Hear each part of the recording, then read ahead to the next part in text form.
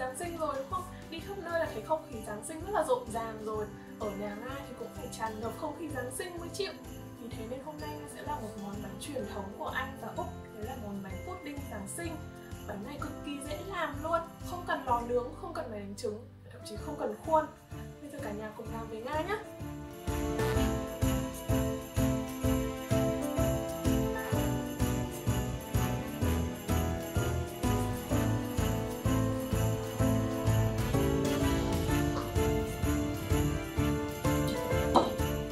Chúng ta sẽ bắt đầu bằng việc thái nhỏ những hoa quả khô này. Trà là thì mình sẽ bỏ hạt đi.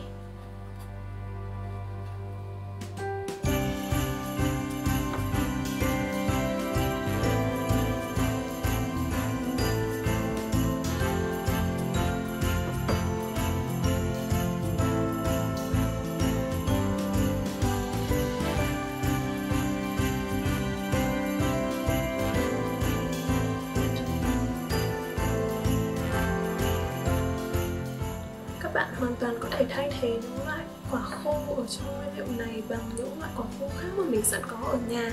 Nhiều khi chỉ cần nho khô và mận khô thôi chẳng hạn cũng được rồi. Không nhất thiết là phải có đầy đủ những loại quả khô như thế này.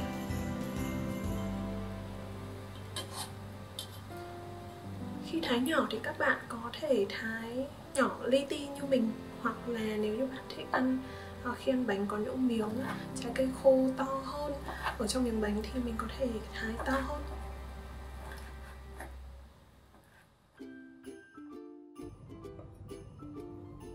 Bây giờ mình sẽ ngâm những hoa quả khô này với cả rượu ha. Mình sẽ cho hết tất cả những cái quả khô này vào một bát.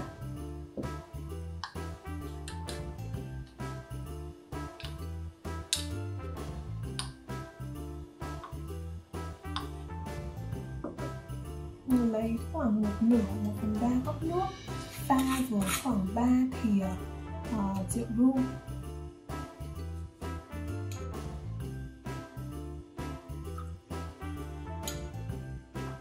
Mình đang làm một cái bánh khá là nhỏ, nếu như bạn muốn làm một cái bánh to hơn thì mình có thể gấp đôi nguyên liệu lên ha.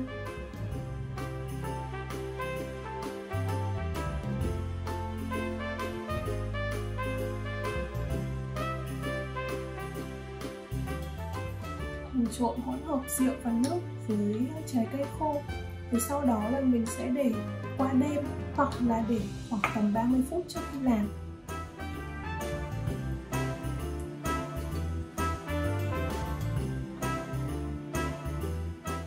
Chúng ta sẽ bắt đầu làm bánh nha. Đầu tiên là mình lấy bơ. Bơ này đã để mềm ở nhiệt độ phòng rồi.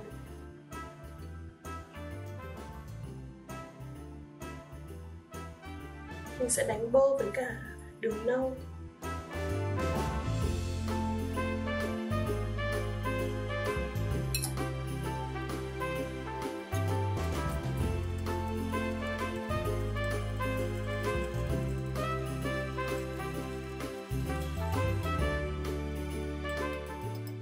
Mình sẽ cho từng lần lượt từng quả trứng vào.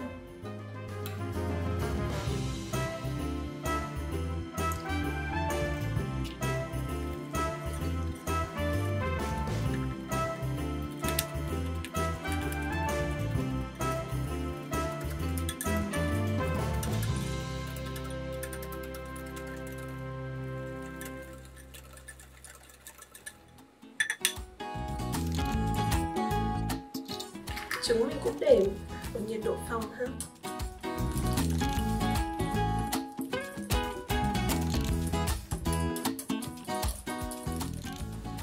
Mình sẽ cho một xíu vanilla vào trong hỗn hợp này.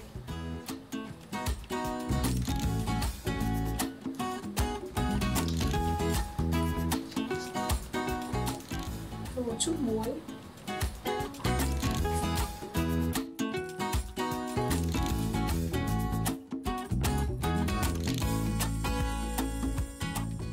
Sau đó mình lấy hỗn hợp quả khô mà mình đã ngâm với rượu.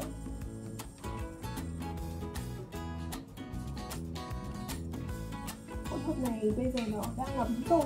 Mình sẽ cho toàn bộ vào trong hộp trứng bơ đường. Đồng thời mình sẽ bào vỏ cam.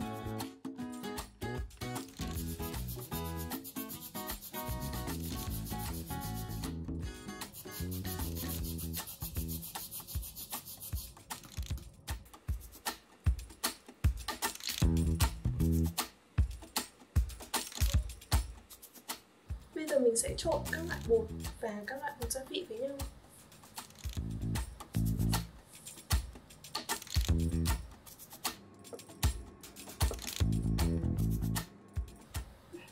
Mình sẽ đổ 1/3 bột vào hỗn hợp ướt.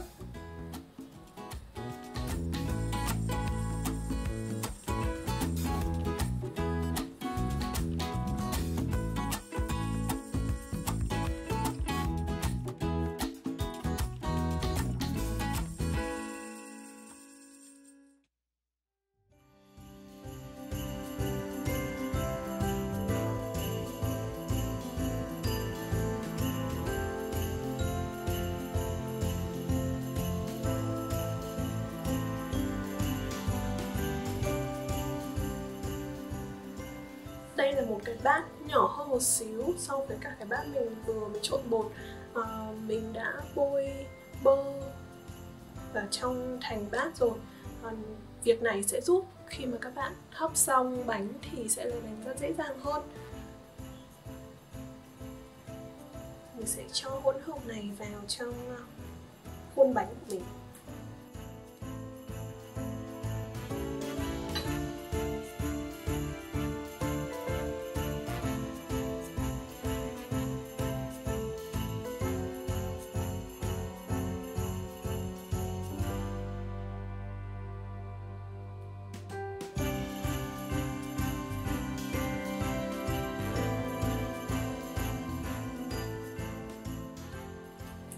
Công đoạn tiếp theo đó là mình sẽ bọc cái bát bánh này lại và sau đó là mình sẽ đi đun cách thủy. Thì đầu tiên là mình cần một miếng giấy nến để bọc ở phía trên.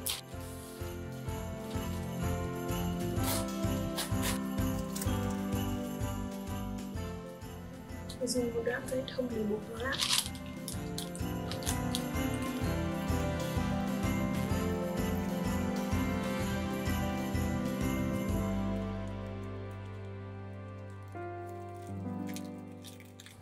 Sau đó mình sẽ dùng thêm một lớp giấy bạc.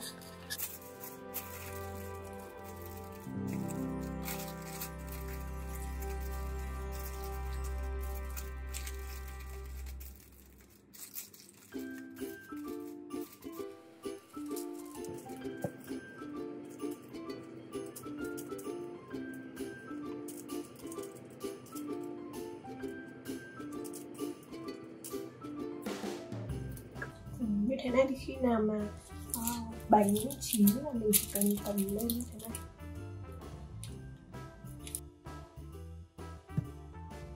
Mình sẽ hấp cách thủy trong khoảng 4 đến 5 tiếng. Và các bạn chú ý là khi nước sôi thì mình sẽ hạ thấp nhiệt xuống. Đồng thời mình cần phải để ý để khi nào mà nước cạn thì mình sẽ phải cho thêm nước. Trong lúc đợi bánh chín thì mình sẽ làm sốt kem trứng luôn ha.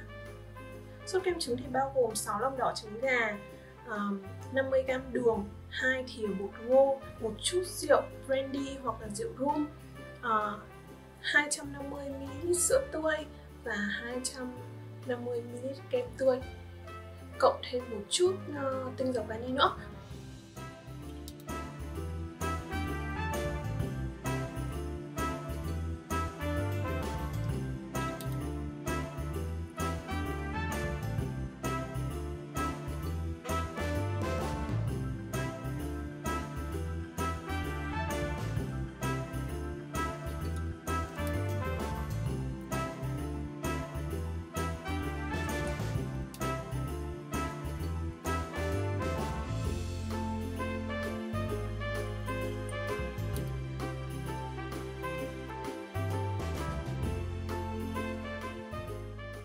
Đầu tiên là mình sẽ đun nóng sữa tươi và kem tươi. các bạn lưu ý là mình chỉ đun nóng thôi nhá, chứ mình không đun sôi.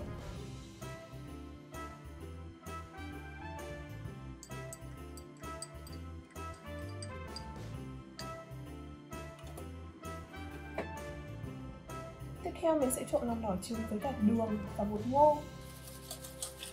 Mình sẽ đánh lòng đỏ trứng với đường trước.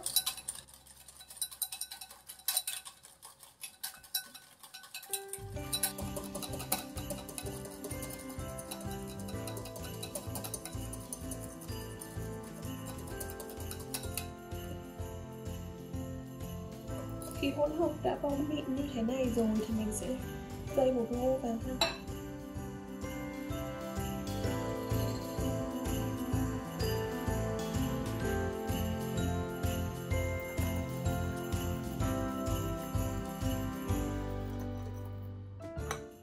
Cho thêm một xíu vani.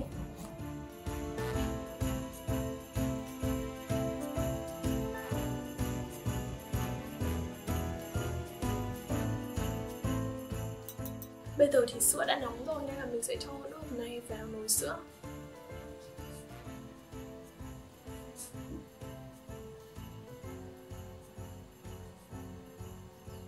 Mình sẽ đổ từ từ vào và vừa đổ vừa khuấy đều nhé.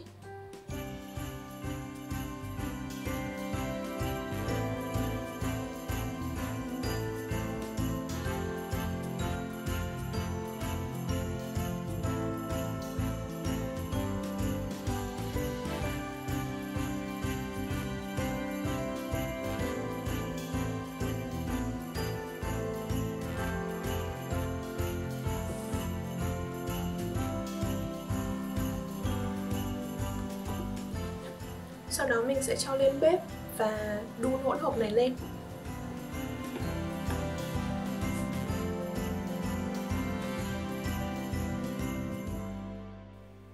Khi hỗn hợp đặc lại như thế này là đã được rồi, chúng ta có thể tắt bếp. Khi bánh được rồi thì chúng ta sẽ lấy bánh ra khỏi nồi và để nguội trong khoảng 10 phút. Đây cực kỳ nóng luôn nên các bạn phải cẩn thận ha.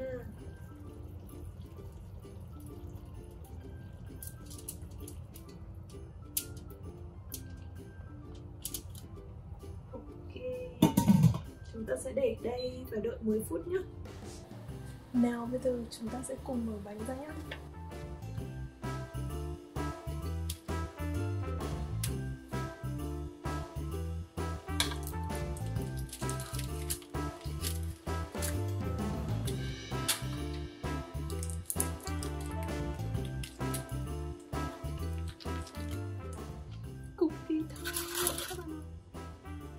Có thể dùng một con dao để dóc cái phần trên của bánh để cho nó đỡ bị dính thành bát ấy. Khi mình lấy ra nó sẽ dễ dàng hơn.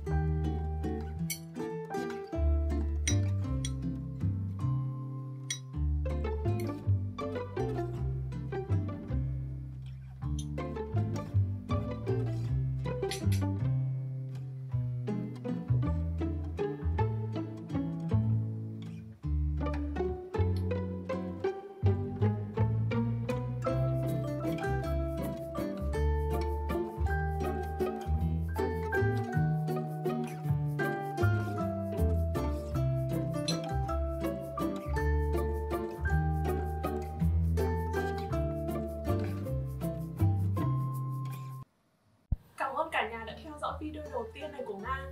Nga hứa là video thứ hai sẽ tốt hơn rất là nhiều. Nếu như các bạn có comment hoặc là có câu hỏi gì thì hãy comment ở phía dưới nhé. Hẹn gặp lại các bạn vào video thứ hai.